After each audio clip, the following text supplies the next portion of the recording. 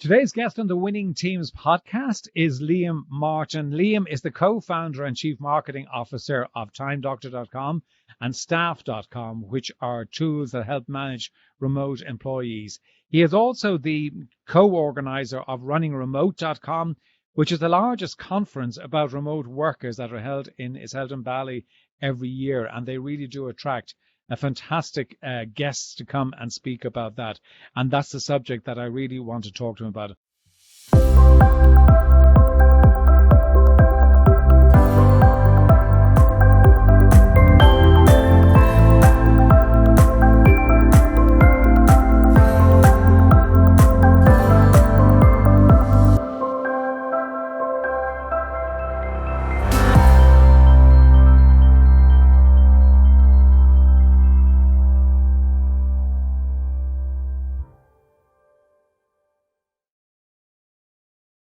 Liam has got loads of experience in the remote work, over 15 years, and over 1 million remote workers have used one of his products for that during that tenure. So, Liam, you're very welcome here today. Thanks for having me, John. No, listen, this is great. I know that you're currently in Ottawa, but listening to your schedule, you're a man who, true to your remote working philosophy, touches down in various places globally. But I know for today, you're in Ottawa in Canada. Can I just start in terms of, because remote workers, and I, put my hand up straight away to say that, I am a fan because I do have remote workers. So that is something that I do, and I'm a great believer in them. But I think that when I talk to people, I sometimes find a reluctance. Can you maybe talk about, what if somebody said to you, okay, Liam, give me the case for remote workers. What is the case? Well, let's talk to the reluctance first, because I think that's the core of how remote work becomes bigger. Number one question that I usually get when I talk to a large corporate company is, well, how do I know what they're doing? So that boils down to kind of two separate factors. You have to be able to change your management style for remote workers. Remote work management is quite different, I would say, from in-person remote work. And then secondarily, you need to be able to have some type of technology in place to be able to make sure that everyone is staying accountable, whether that's just a daily check-in ritual, whether that's tools like Time Doctor as an example, or even just literally checking in on Skype or on Slack every day. You need that type of reliability built into remote work agreements. Now, if you're able to get past that point and you can basically figure out remote management, the advantages are huge. I actually think this is probably, and we could go back 10 years, or sorry, not go back 10 years. We could go forward 10 years and I could make this very strong bet, which is I believe that within 10 years, the majority of workers that work on their computer will be working remotely. I actually think that people will be asking to work in an office. I think the reverse will start to happen. And the reason being is when you look at the unit economics of remote work, on average, it's about 40% more efficient than an on-premise work environment. And let me break that number down a little bit. So on average, the average remote worker is about 22% more productive than an on-premise employee. And the factor that a lot of people leave out, which is very important for remote founders or founders of any type of company, is they have a 30% lower attrition rate than their on-premise counterparts. So you retain 30% more labor if you have a remote first model versus an on-premise model. And that boils down to one very important factor inside of work, which is the number one reason why people quit their jobs. Do you know what that may or may not be, John? They fall out with their managers, or they don't feel engaged by their managers. Bingo. That's exactly it. It's inter-office politics, which is such an interesting problem to solve and so easy to solve it. We talk about culture. We talk about trying to figure out how to, get free lunches into people's offices every day and get them to feel engaged and get them to feel committed about the work that they're doing. But fundamentally, at the end of the day, if they don't like Susie next door, they're quitting. And remote work basically deletes that problem. So the average termination or quit event for a US company costs on average $42,000 to replace. So when you think about an employee that's going to stay 30% longer, that's going to be able to stay inside of your business for 30% longer, the advantages are huge. That's even larger when you think about the tech industry. We've spoken to so many tech companies because, tech companies are basically the people that are really building remote work up to the next level. They're kind of the pioneers of remote work. And their biggest advantage is, well, those employees are not getting poached in San Francisco and Palo Alto because the average tenure in the Valley is 9 months, which is nuts. The average employee engagement is only 9 months, and then they move on to something bigger and better, and these employees are constantly moving around. So it is so important to be able to keep those employees for a little bit longer, and remote work basically accomplishes that goal. Okay. And just when you're talking about remote workers, where are you talking about having these remote workers based? So I'll give you an example of our personal company. We have approximately 100 remote employees, and they're located in 32 different countries all over the world. So we are hiring agnostic. So we're just trying to find the best talent. As an example, I just hired a customer success rep before we jumped on this call. She spent 7 years in Toronto, Canada. Then she moved to Belgrade, Serbia. She's been in Belgrade for the past 2 months, and she's going to be working for us full time out of Serbia. We don't care where we find the person. We just care that the person is good at their job. Our concept is, let's just not hire the best person in Toronto. Let's hire the best person. Stop. Okay. And just going back to what you're saying about productivity, because I certainly find that fascinating as to why do you think that the productivity is that much higher? What percentage higher did you say it was than the in-house? On average, there was a massive study that was done with call center agents. And that's a really great kind of group to work with because they, in essence, all do the same thing, calling and closing deals. And they saw a 22% productivity with an N of, I believe, the study was 20,000 people, and they took a department of 2,000 people remote. Okay. So why do you think that the productivity... Other supporting studies as well.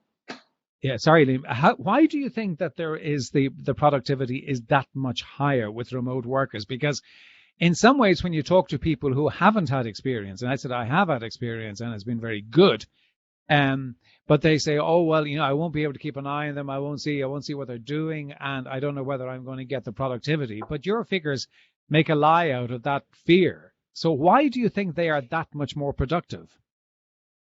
So first off, have you ever been to the Philippines before? You said that you had some people in the Philippines. Yes, I have. Okay, so the average jeepney ride for your average Filipino worker is 2 hours and 15 minutes one way to work. So on average, they spend over 4 hours commuting. You immediately delete that time if they can work from home, or more importantly, if they can just simply walk 5 to 10 minutes to a co-working space, which is actually what we do with our people that are in the Philippines. So number one, there's a massive transportation advantage. The commute has been, in essence, deleted from their workday. Secondly, to that, the ability for them to work kind of on a flex time schedule. So this concept of like the 9 to 5 really grew up with the Industrial Revolution. So you would, that's when clocks were also invented. People would show up, or the mechanization of clocks. So you'd show up to your factory, you would show up at 9 and you would leave at 5. We've found, at least with our Time Doctor data, we also have the largest second by second work database on the planet. People don't work very productively within that 9 to 5 skew. So we find that work actually changes significantly based off of the position. So a developer might work very differently from a salesperson, as an example, or a customer support person, or a customer success person, or a marketing person like me. Being able to optimize for that allows them to really get huge gains in overall productivity. We have a saying in the company, which is, we want people to work wherever they want, whenever they want. And once you can actually achieve that, you achieve so much more freedom in your work, and that also boosts productivity. And when you look at your the market that you operate in, I mean, who who's in the market for actually looking for remote workers? Is it everybody? Is it specific industries? Is it specific type of work? So historically, it has been tech, which is obvious because working from a computer is where you would need to put the majority of your time for remote workers. But we do see this starting to expand out into the kind of larger work realm. We had someone that came to Running Remote last year, which was only a few months ago, and he pours concrete foundations in Chicago. So he has like 4 concrete foundation crews. And what he's trying to do is he has 40 people that are doing call center work and are also prepping leads and prepping contracts for these foundations. And he's realizing if we can take those people remote and they don't have to drive into downtown Chicago every single day, he estimated that he would save approximately $2 million a year just from doing that. And I don't know what his turnover is as a business, but in the construction world, it's a razor blade business. If you're making an extra 1-2% of profit, you're doing very, very well. So that's an example of where I would see remote work going. Basically, if you can work from a computer, you probably will be working remotely within the decade. Okay. And just go back, we touched on it earlier on, that there is this kind of reluctance to kind of go that way. And because I think it is because people feel, well, I won't have control over it. And then there is that kind of perceived, which I think is not true, perceived control over the work. Do you see that shifting a lot, or do you think that really other companies really need to embrace this as a way and a model to work with? I think that having measures in place are really important. Like as an example, right now I'm doing podcasts with John, and I'm able to add that into all the other podcasts that I've done, and I'll very quantifiably know how much time I've spent, and then also how many dollars connect to all of these tasks that I've currently done. So we measure everything inside of our company using Time Doctor. But when it just comes down to the reality of it, I think it's actually connected to ego a lot of these times when I talk to large companies. So I'm currently in a very small office right now. There's room for about 6 people here. It's what we call one of our crash pads. That we have. We have 8 of them located all over the world, and anyone that's working for the company can basically hang out in one of these crash pads if they'd like. So if I had all of my employees in one place, I'm right across the street from Shopify, which we talked about earlier, that has 1,000 people in their office. Well, I look non-existent in comparison to Shopify. But I think at the core, a lot of people like all of their employees around them. They like to be able to know where they are. They like to know what they're doing. And at the end of the day, that doesn't help their overall productivity. We usually talk to people and say, do you want to feel good about your business, or do you actually want to have a more productive company? Because those are sometimes 2 very different things. So I think when it comes down to ego and having a cool desk, a cool corner office, in a lot of these tech companies they've got all of these beautiful loft spaces and all that kind of stuff. At the end of the day, honestly, you don't need all that stuff. And your employees also don't need all that stuff. If they can go remotely, they would trade all of the free lunches on the face of the planet for remote work opportunities. Okay. And when you look at I think one of the challenges that people feel exists is that how do you manage a remote team? I mean, I'm not saying that managing people who are, kind of under your nose is easy, because it clearly isn't. But how do you, it is another dimension to actually have them, geographically removed from you and probably geographically removed from each other.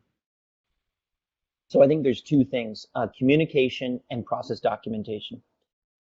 Most remote companies have to act like large companies very, very quickly. So small companies of maybe, let's say, 10 to 20 headcount have to act like a 200 headcount organization. And that basically means you have to take all your processes, you have to document them, digitize them, and be able to communicate them quickly and easily to everyone inside of your organization. We do that with Google Docs. You can use a tool called Trainual that we really like, that we use quite a bit. But it basically means all different procedures inside of the business, regardless of where they currently are located in a particular place where any employee can go and access them. So if you go into our back-end documentation, you'll be able to know, hey, how do I sign my email properly, as an example? There's a procedure for that. The reason being is about 4 years ago, we had someone who was a very devout Roman Catholic and would write a Bible verse in her signature. We had an atheist that was responding through customer support and basically took a strip off us. So then we added that new procedure saying, here is what you can say in your signature and you can't say in your signature. So those types of things you need to actually document, because inside in an office, what we call an on-premise model, that information exists, but it exists in the ether. So you would say, oh, well, how do you do this? Suzanne knows. Go talk to Suzanne about it. Well, no, you need to take what Suzanne knows, put it on a piece of paper, turn that paper into a digital piece of paper, and then allow everyone in the organization to have access to it. Yeah. The second thing it's interesting you should say that, because I think a number of years ago, I remember somebody challenging me about my own business and said, have you all of the processes for everything that you do? Have you it all mapped out? And I was kind of, not really. No, it's kind of in my head. It's probably in a couple of other people's heads. And it was really kind of hammered home the importance of doing that. And where it became so valuable is that when the whole process of GDPR came in, was last year, and the need to have everything mapped out, we had done the work and we had already completed the work, but also not just for the GDPR, but also for the fact that every single thing that we do, there is a process for it and we've mapped it out. Yes, you can look at augmenting it, you can look at improving it, but for pretty much everything you do, and you keep on adding to it. So it's never ever ending. So, I mean, one is the communication and having the process, but then the other part is, how do you create the culture and get shared values of people to work through the similar values, and share the culture of it, because that's a huge part of team effectiveness. And and it also, I mean, culture, as you well know, Liam, has a great impact, positive impact on results that teams actually produce. Yeah. So I think when you talk about culture, and we use this word a lot, and I want to get very specific on what culture means to me. They are things that we do that seem odd or peculiar or weird to others. So it's our unique way that we work. As an example, we work remotely. We believe in documenting everything. We believe in measuring everything inside of the business. That's something that's quite odd and weird. A lot of companies don't do that. So when we go down to our core mission statement, which any new hire, because I'm just hiring this new person today, they will actually get a couple posters. One of them will be our mission statement, the breakdown of that mission statement. So we unpack that single statement and then we break it down into smaller pieces. We require that it's up in their office. And then we also have our three customer avatars and what they represent. And those are also posters too, and we put them up.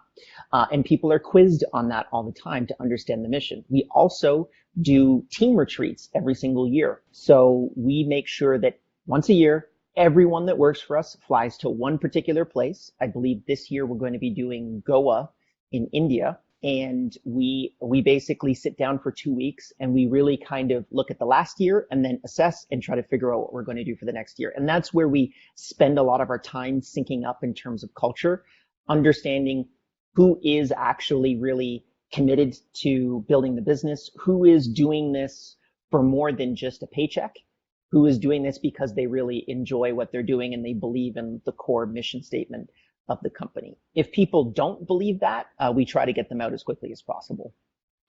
Right.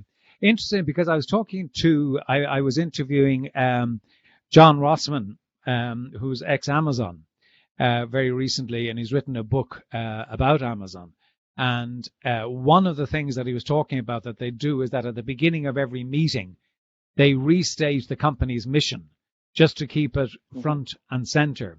of the organization. And I just thought that was really powerful. And what you're talking about is kind of similar to that, but I think it's really keeping that very much to the forefront of people's minds, so that it gets integrated into their way of thinking, but it also gets integrated into their mindset. You mentioned the if I can just jump back there, you mentioned the 3 company avatars that you have. Can you maybe describe who are your company avatars? Sure. So there's Agency Adam, there's BPO Bobby, and there's Tim Ferriss. Those are the 3 separate customer avatars that we have. So BPO Bobby is the business process outsourcing industry. It's about 10% of our customer base, but represents about 50% of our revenue. If you've called up MasterCard before, as an example, it wouldn't be MasterCard that's picking up. It's a company that MasterCard basically subcontracted out to be able to do those phone calls on their behalf. And that's our major customer base. The second one is Agency Adam, about 30 to 40% of our user base, about 30 to 40% of our revenue. Those are the agencies that work and they really need to measure time, because time really means money for them. And Time Doctor is a perfect fit for them. And then the bottom category is Tim Ferriss, which are people that have kind of read the 4-Hour Work Week. We usually look at our customer avatars. What have they consumed that's very unique to them and not to others? So Tim Ferriss, they've read the 4-Hour Work Week. They have hired a virtual assistant, and it's usually about 10% of our business and 10% of our user base. They are a very small percentage, and they actually don't make us that much money. And realistically, they probably lose us money, but we do keep them around, and we treat each separate customer avatar very, very differently. So if you were in the BPO track, you would be treated completely differently from a customer onboarding experience than if you were the Agency Adam avatar. Okay. And just going back, I mean, you're talking about onboarding clients there, but so when you get a new remote worker, how do you go about, whether that person is in, the Philippines or the Ukraine or wherever it might be, how do you go about onboarding that person to really be an integral part of the team and understand the culture and the values? So first thing that we do before we even hire, we simply do an interview to find out, are they culturally aligned to us? This was something that I discovered about 5 years ago when we had a fantastic salesperson that came in that had perfect experience, was going to easily be one of the top salespeople inside of the company. But he said, I think remote work is stupid and I refuse to do it. But I can absolutely sell this software about remote work. And, right. That in itself is a disconnect, because obviously this is something that we don't want inside of the business. So we hire for culture first, then we figure out someone is actually qualified. We do a lot of interviews to be able to make sure that works. Once they're onboarded, once they've actually been hired, we start that onboarding process. So the first week of this new customer success rep that I hired this morning is going to be all about learning all of our processes. So that first week, they literally are just dumped inside of our operational processes platform. So they learn the org chart, they learn the mission statement of the company, they learn who our customers are, why they're important to us, why our customers use us, and then the higher mission of expanding out remote work. So once they're kind of finished with that, we actually do quiz them on it. So it's something that we take very, very seriously. And I think that one of the most difficult decisions you need to make as a business owner is I kind of break people down into 4 categories. And the worst category, the most difficult category to terminate, is people that are culturally misaligned but really good at their jobs. And I've discovered long term that that's cancer inside of a company. And I've made that mistake over and over again, where people that are not culturally aligned to the business and the mission, but are doing an excellent job, you need to get those people either on the bus or you need to get them off the bus. And it's such a difficult decision to make, because I've had situations where I've literally walked away from, fantastic people because they just didn't believe what we believed.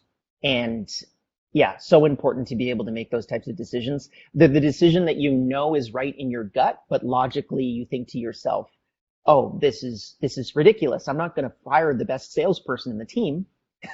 That seems ridiculous." But in Yeah, I reality, know. if once you actually fire that person, you'll find that the rest of the team will kind of breathe a sigh of Yeah. relief because they realize that there was that pressure that you didn't necessarily see looking at it from the outside. Yeah, I think you are so right. I think that, I always say people are great boss watchers. And if they're looking Mm, at you as the boss and they know that you're tolerating, a behavior that is not acceptable and that you say is not acceptable, even if the kind of the sales figures or whatever it might be are kind of off the charts.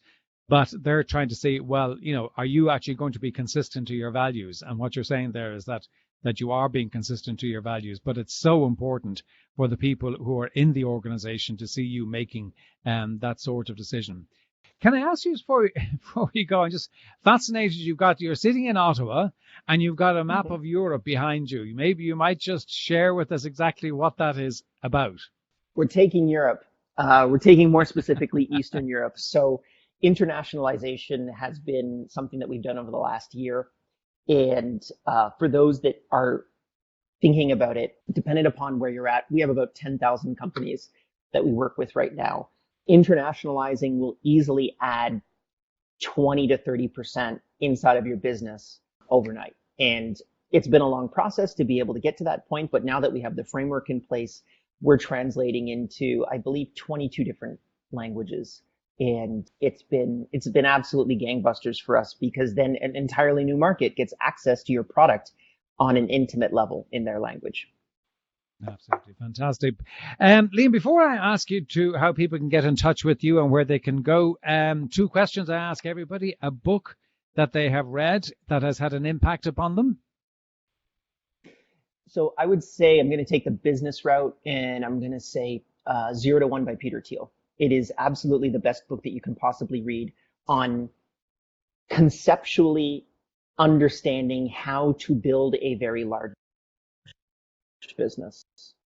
And the guy that built PayPal, he kind of started the PayPal mafia, business partner with Elon Musk. And the book is I just can't recommend it enough for people that are starting entrepreneurship because it gives you a fantastic theoretical framework. That's brilliant. And the other question that I ask, because I'm always fascinated by, are daily rituals of successful people, because I'm always fascinated that they tend to have them. They tend to be very different, and I'm always curious as to what they are. So, what are yours? Sure. I mean, I'm a little weird in that sense. So like I have about 30 of these t-shirts that I currently have, which is with our company logo on it. I wear this every single day. I have the same type of jeans. I have about 20 pair of these jeans. I basically wear the same thing every single day. It allows me to reduce decision making. You caught me right before my kind of brunch, I suppose. And this is delivered to me every single day, which is a salad that I have around 10 a.m., which is my breakfast. I also have a coffee with me without any cream. Everything is delivered to me so that I can reduce the amount of decisions that I have throughout the day. And that way I have more energy and throughput to be able to make more complicated decisions inside of the business. And I kind of learned this from Barack Obama, ex-president of the United States. He has this theory that a decision, regardless of its importance, requires the same amount of energy. So choosing what you're going to wear is just as taxing on your mentality as deciding whether or not you're going to build a separate sales department, as an example. Yeah. So he tries to free up as much of his energy to make important decisions by deleting less important decisions. And yeah, I mean, this has been something that I've started a couple years ago, and it has been absolutely amazing. A couple other things I would really do as well. Exercise every day, regardless of whatever it is, some type of physical activity. Get to the point in which you're sweating. So sweat every day is a really important tenet by a friend of mine who is a fantastic entrepreneur. And I would also say being very methodological in the way that you deal with decision making. So any decision that I have, I have like a critical thinking kind of framework that I put all of my thoughts through. And it's been, once I've set up all of these processes inside of my own mind, it has quadrupled my personal productivity. Fascinating. Absolutely fascinating. Liam, thank you so much for coming on. It's been a real pleasure. I know the audience will get so much out of it, not just in terms of the remote worker, but also the insights that you give to how people can really leverage their business. So where can people get in touch with you? Sure. So go to timedoctor.com if you want to check that out, and scream my name to any customer support agent and I shall appear. And runningremote.com, obviously, if you want to check out the conference. The other platform where I think we could have a more intimate conversation, and this is something that I've started only recently, is YouTube. So if you go to youtube.com/runningremote, I think that YouTube is actually one of the least distracting forms of social media possible, because you only focus on one thing at a time. So you're not constantly bringing in different images. You have more focus. And I actually have deleted all other forms of social media off my phone.